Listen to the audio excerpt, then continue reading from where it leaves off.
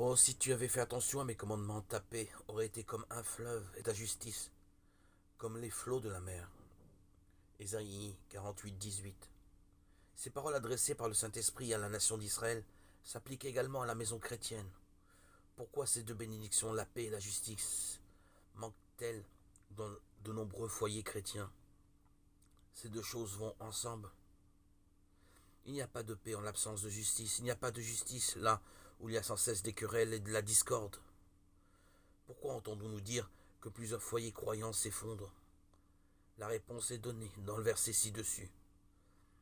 Dieu a donné des commandements clairs à propos de la maison chrétienne et des hommes de Dieu ont écrit beaucoup de bons livres basés sur ces commandements. Au cours des dernières décennies, des conférences, des séminaires ont été organisés en vue de traiter de ce sujet. Pourtant, le nombre de foyers brisés augmente rapidement parmi ceux qui confessent être de vrais chrétiens. Pourquoi? Pourquoi? La réponse est simple.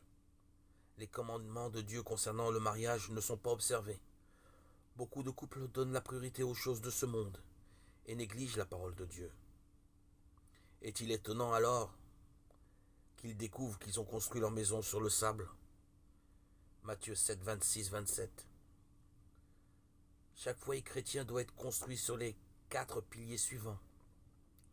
L'engagement, l'amour réciproque, le respect mutuel, la seigneurie de Christ.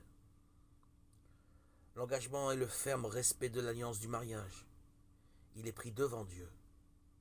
Ce n'est pas seulement un morceau de papier. Que les incrédules disent ce qu'ils veulent, après tout. Beaucoup d'entre eux nient l'existence même de Dieu. Un croyant qui connaît la sainteté de Dieu doit s'en tenir fermement à l'engagement pris devant lui.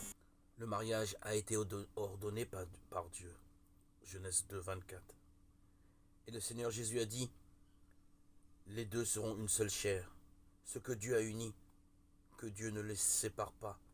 Matthieu 19, 5, 6.